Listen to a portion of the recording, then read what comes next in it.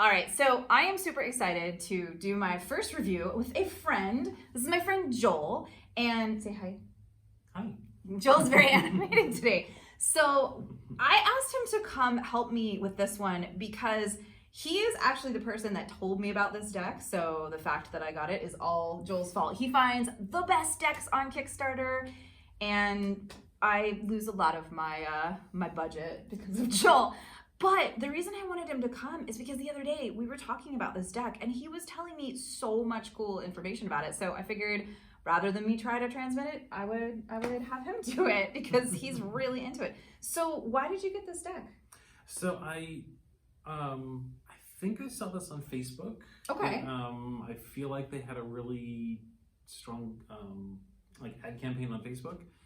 And I was just fascinated by the diversity of it, how everything's different, and it seemed to really encourage like mixing and matching and kind of creating something that is your own, but with just a different, very different philosophy than a traditional, like, you know, everything's matched together and somebody else is putting together a deck for you. Yeah. You know. This you can kind of craft your own and find the cards that really speak to you. And one of the reasons why I wanted Joel to come is because when in my review of this deck is like, here's these cool cards and it's really neat. But he's been playing with it and using it, and you've actually already changed the deck, haven't you? I have. So I just think that's so cool. So for those of you that are like standard traditionalists, this is probably like spoiler and trigger warning. This is probably not the deck for you. Not your deck. So when I got the deck, I was bad. You were bad, why? I just started pulling things out and switching things around. I didn't even look at the book. Oh wow, okay. Which the book is wonderful, but and the book has all the cards, because this deck had booster packs, so it's got all of the actual core and then the boosters too, right? So there's the main deck first, card by card, which is, you know, like normal. Mm-hmm. And it's all in color. We'll show you the book. And the book, the main deck comes with... I'm getting really distracted because I'm like, ooh, I haven't actually opened my deck yet. So, because I was waiting to review it. But I'm like, there's really cool cards. So the main deck has the Strange Suit, which is a suit of all mismatched cards that, you know, don't fall into the traditional four. And then it has the other arcana, so it has an extra arcana. And then you get what I believe they refer to in here as the lost cards, which were the expansion packs. And there were four, right? I believe there were four. Yeah. So before you get to that, there's a section with some spreads and just kind of some information about the deck. And then in the back, you get all the different expansion packs. So even if you only got one or two of them, you can look through and see what's in all of them. Oh, that's really nice. And, you know, everyone has a full page write-up about it with, you know, just different thoughts. This is a very irreverent, very... Again, trigger warning. Yeah, there's... the author of this book has some strong feelings, which are wonderful, and it encourages you to have strong feelings about it as well, I think. Right on. So it's very much make it your own and do your own thing. And you were telling me that you've so this was when I started getting really excited and fascinated. You've added cards that didn't come. Yes. So, tell me a little bit about that. There is there's an online community known as the Alley on Facebook, and it's just a kind of a fan community for people that like this deck or this style of deck to trade cards. Some, you know, a lot of people have, you know, multiple decks that they piece together and part out. So yeah, I got in touch with someone on there, and I didn't really have anything to trade, but I purchased a few cards. So for instance,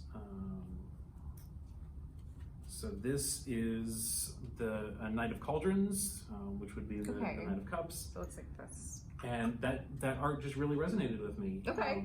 So I had been looking through and I saw that, and the Knight of Cups is a card that often shows up from me in readings. So, Yeah. So I knew that I wanted to find a Knight of Cups for this deck that was going to be very meaningful to me. Oh, that's awesome. And so you picked this one out, so right? I picked that one out. Yeah. So there you go. And again, I haven't seen this deck, so as Joel was shuffling through it, I was like, wait, all the backs are different. All the backs are completely and different. Listen, I know some of you all are probably thinking, oh no, but then I'll know what card is what. There is no way I could remember like what each of those cards were. So if you can do that, like more power to you. But I think it's really, so I'm peeking, I'm like, oh wow, that's really, the artwork is really, really neat. And how did you decide like what to take out and what to put in? So I just went through absolutely everything that I had and kind of put together like, because there are some duplicates. If you have the booster packs, there are some duplicates in there. And then the main deck comes with some duplicates. So like there's, when you get to Death, for instance. Oh, that makes total sense. There's, yeah. Like several versions of there's it. several versions of Death, in the main deck. Oh yeah, okay, I see. So you can kind of pick the one that works for you. And it's neat, and we'll show show this in the book, but each one has a different, like, so there's like Death Rebirth, and one is Death Fire. So there's a Death Blood, Death Motel. I dig that one. That one's pretty fun. So each one is written out too, which I think is really neat, because one of the things that I think everybody needs to remember with tarot, even especially those people maybe that are seasoned readers, is that one of the beautiful things about this type of divination is you can bring your own story and your own context. So it's really kind of cool that there's multiple different cards. Like some people like their Death card and their Tower card and their Ten of Swords like really like bloody and brutal, and some people like it a little more gentle, and it looks like there's a whole span in this deck, so that's pretty cool. Another thing to notice is that on every page that shows the card, they will tell you what deck it's from. Oh, cool. So if you see a card in here that you really like the art style of, you can go find. Now, most of the cards in here are from established other decks. There are a few cards. The person that put the deck together did art for, I think, for some of the cards, and then there's some cards in here that are just like a one-off art or historical. So there's some very that's cool. Very old like historical images that were I believe public domain that got printed for this deck. So that's fun because you get some cards that look very, very old, right? Very, very old classic looking Knight of Swords to something much more modern, 8-bit. That 8-bit card keeps catching my eye, so I'm like, what deck is that in? Well, and that's really neat that it is so supportive of people kind of playing with the tarot and figuring out their own way through it. So what I did when I got this deck, I just completely tore it apart and pulled out cards to make a deck that I felt like worked for me. What that means is I've taken cards from some of the other Arcana cards and substituted them in kind of in place of traditional traditional cards. So like for example, so if I can find yes, tarot reviews, it's always like rapidly shuffling through the deck. Gotta find the card. No, this one. Yeah, so that's sorry, I'm just really like so cool. Beautiful. Beautiful Ace of Discs. Just put that back. The card that I'm looking for is the one that I chose and placed in the tower. Okay. Oh, all right. This is Deconsecration, and it's, to me, it kind of captures the same feel of things being torn apart and crashing down. The art is super weird. I was gonna say it's a very weird card. It feels very Cthulhu-esque and very. But again, this is. That one's very weird too. Joel. It is very weird too. Yeah, I think I picked this in place of the Chariot. So the one he has in his hand now is the Masterless Knight. So yeah, and I think it would be pretty safe to say that you could really grow with this deck. And Oh, yeah. over time, if you were having a bit of a rougher go, you could adjust in and toss in some of those cards that were maybe a little bit more supportive, or go balls out with shadowy dark stuff. And you know, if you want to have, I mean, this is a very oddball deck, but if you wanted to keep it, do a very traditional sort of build with it, you can do that, because most of the cards, you know, your normal tarot cards have labels, either the majors or the minors, so it's very easy, even though the art's all strange, it's very easy to figure out what everything is. But then if you want to start switching things out, there's actually 80 cards in here that I chose. What did you do with the leftovers?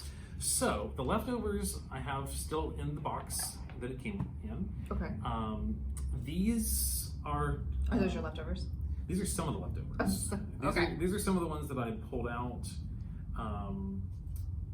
just for various things. You are so organized.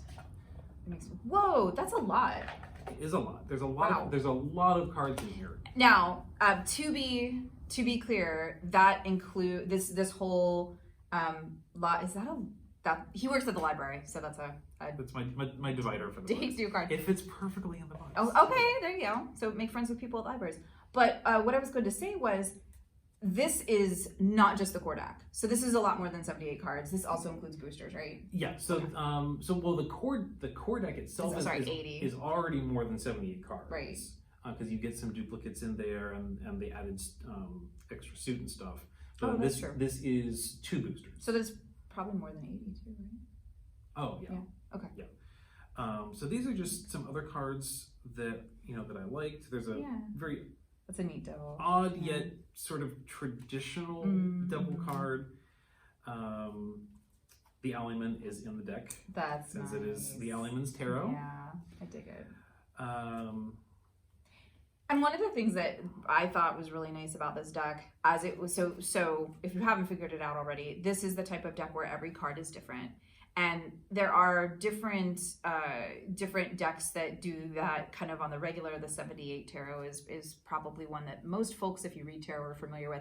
They usually do one every year or every couple years, and it has a theme, and they get 78 different artists in, and each artist does a different take on the card. This was very similar to that, but what was really neat is a lot of these decks that have different artists doing every card, the backs are all the same. But in this one, they're all different. Completely different. Which I actually really like. I wasn't sure if I would like it or not, but now that I'm sitting with the deck, it's like, no, actually that's actually really nice.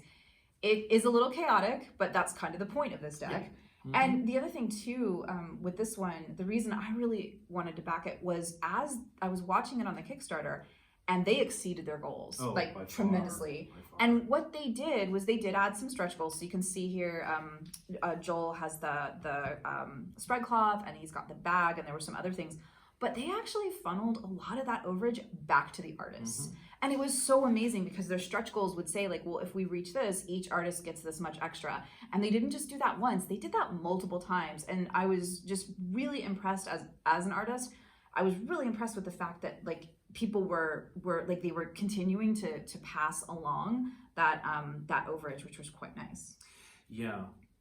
One thing that I intend to do, and I've kind of started doing, is kind of taking some of the extra cards and kind of creating an oracle deck. Yeah, no, that's perfect. You've got Absolutely. Lots of cards that don't even really fit into a normal tarot. Right, because some of these are maybe majors that have been reimagined, or even minors that have been. And there's a rune. He's showing me a rune card in there.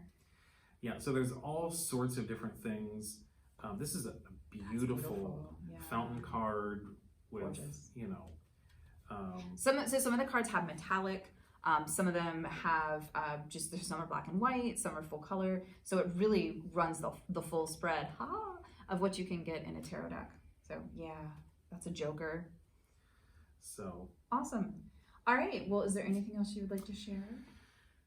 Do you like it? Do you love it? Yeah. I really love it. There's so much here. And you really can, like you were saying, build it differently. If you want something that's a little bit more whimsical, there's the tower as a blue screen computer. Oh, I just went through that this year. Like, it was pretty bad. Then there's all sorts of just very strange cards that I believe he became a backer favorite.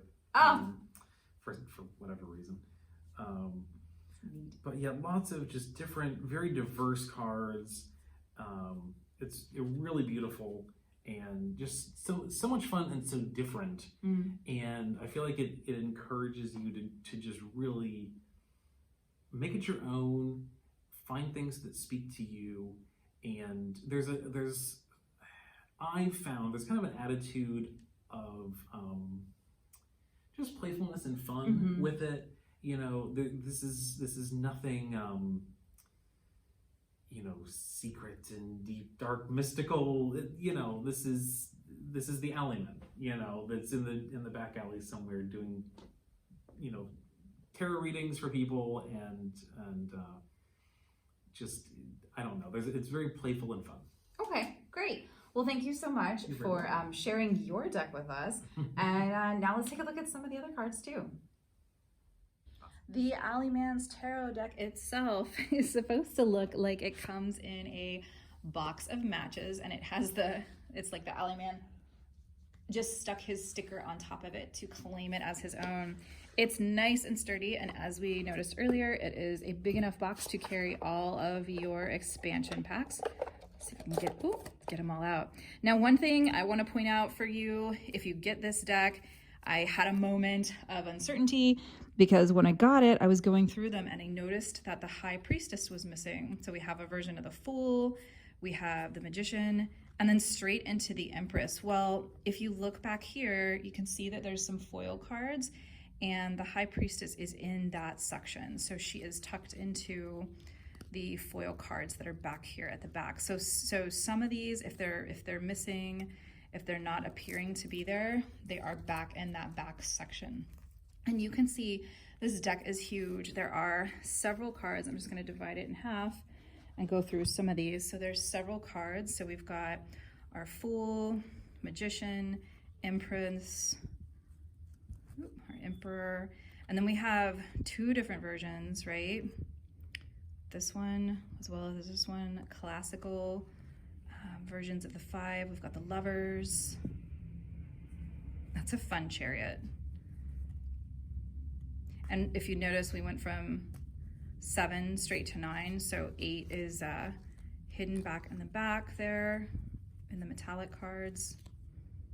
So many different options here, so many different things you can choose to build your deck. And you can see that there's a nice mix between the monochromatic, the black and white cards, the all one solid color cards. This one's a little bit more monochromatic. That's a fun death. And then ones that are highly illustrated, high detail. Oof, like that one. So look, here's 1, 2, 3 different versions. Oop, 4, so many different versions of death here, plus the ones that we have in the booster as well. I like that one. That one's pretty fun. That's probably the death I'll choose for my deck. So lots of different options, but we're still going with it. So that kind of shows you that certain cards, there are multiple different options for them. Oh, that's such a fun sun. I love that. I'd like to go through and I'm feeling like I want to make kind of a cuter deck and then one that's a little bit more serious. Let's take a closer look at the deck itself and the different booster packs that came with it. Now here you can see that the Alleyman's Tarot comes in this pretty hard, really nice little slidey box. And Joel mentioned that he loved it because there's plenty of rooms for all the cards in it.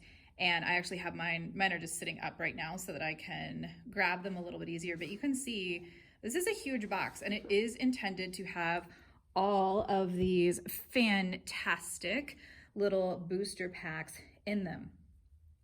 Now, the booster packs, there's 4 of them and they are sealed up just like a pack that you would find in an old, like some of the comic cards, baseball cards, all those good things, which was such a neat way to do this. Like, I think this is so cool. And I haven't opened mine yet because I often have hesitation in terms of opening packages, but let's see, let's take a look.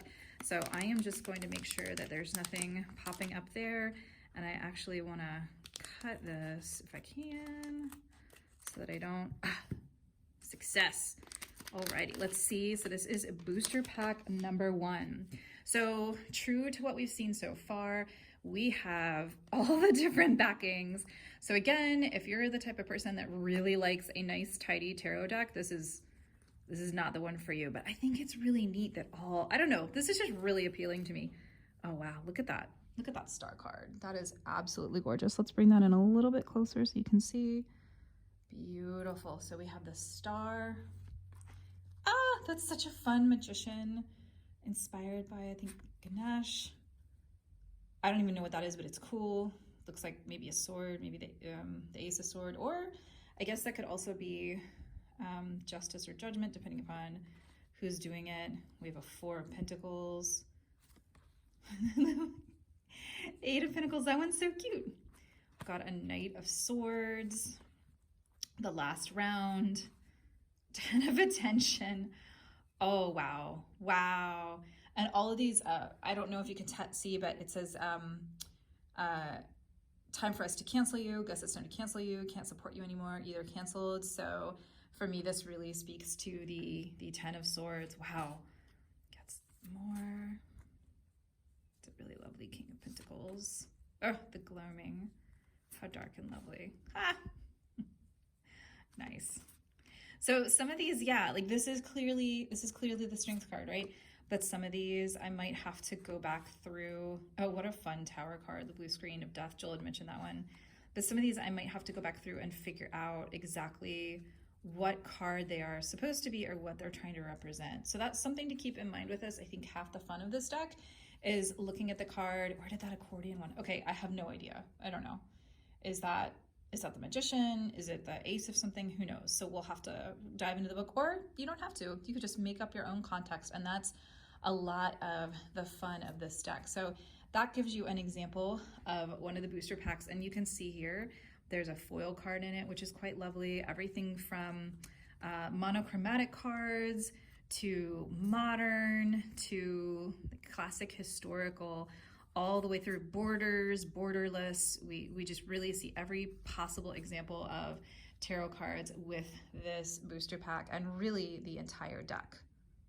Things Joel mentioned earlier is that some of these cards are directly translatable to specific majors or specific minors, and some of them are definitely not. So I'm just going to show you from the 4th expansion pack. There's a great example of that. This one right here is called Lightning in a Bottle, and it is gorgeous. Also, I'm sure the book will tell me what this card translates to, but I think for me, this is a great example. This one as well. It's kind of a similar idea. These are both great examples of ones that I would probably pull and make into my own Oracle deck. There's a couple of cards like that. This is the Publishing Goblin. This one just appears to be like the gateway to the alley. We've got the Queen of Strays, which I think is hilarious. The Storyteller, and a kind of an 8-bit infinity, and the Queen of Ravens. So this is expansion pack 4, and it gives some great examples of cards in the deck that might not jive with your common understanding of tarot, but they would be great in an Oracle deck. Booster pack number 3, I think, is a little bit more straightforward. We've got Judgment, the King of Swords. I love this King of Swords. Oh my gosh. The Wheel of Fortune. Here's one that I believe this might be a Mayan or an Aztec deity. So that's a great one. I'd have to look that one up to see. Beautiful death card. Wow, powerful. I love this Fool. This is just so fun. And I really appreciate the fact that it has kind of the modern color palette and idea of almost being at a rave, but then we've got the imagery of the little dog or cat that follows and coming right off the cliff. Love it. We've got the Keeper of Swords, the Relic. This is a fun deck. I actually have this deck at home. The 4 of Wands. Here is from the one botanical deck that came out recently. And so now we're getting into some that you could be more of an oracle type, but then we have the High Priestess. This one doesn't actually have any information on it, so you could take with that what you will. 7 of either cups, possibly pentacles. Get the Page of Wands from the Cat Tarot deck. I can't remember the name of it, but I have this one at home too. Looks like we've got the 5 of Cups there, and the Happy Squirrel, which is a super fun card as well. So that is expansion number 3. And then finally, we have expansion number 2. I have something that looks a bit like, I don't know, to me, this immediately made me think of the Joker, but I guess you could also argue that this is like a Wheel of Fortune. We have this guy, beautiful Queen of Wands. I love the artwork on this one. It's so pretty, very classic but unique kind of pinup. The Albright, this one, which I want to say is, let's see, 1, 2, 3, 4, 5, 6, 7, maybe the 8 of Cups, 9 of Cups, 10 of Cups. It's a little hard to tell. There's so many cups. Love this High Priestess. Look how gorgeous that one is. Beautiful. Super cute Death card. Love this Hanged Man. This one is just amazing. So detailed. And I like the fact that we go from kind of more cute imagery to more detailed. So we really could build several different decks out of this particular deck, especially if you got the booster packs. You could build a deck that was a little bit softer. You could build a deck, I mean, look at that, oh wow, the Undead. What a beautiful card for death. You could build something that is even all black and white. There's so many different options, a little more monochromatic. So many cool things you can do with this deck. That Page of Cups is gorgeous. The Time Machine and the World. Some more of that foil as well. So each of these booster packs have a foil card in them. I don't think the edges of the card are foiled, but there is a card that has some sort of foil artwork on it for foil action happening. And then the 3 or 4 packs rather, excuse me, each have additional cards in it that you can substitute out for the deck that you already have or add to it. So really there's so many different options all the way through. So much. This is the card that when we were looking at Joel's distracted me. So many different beautiful ways to go with this deck, and you really do get to make it your own. And as we said a little bit earlier, you can mix in, if you have standalone decks that maybe you don't really love the deck, but there's 1 or 2 cards that you do love, put it in here. You can really explore, really play with it, and really have a lot of fun making this deck your own personal expression of tarot.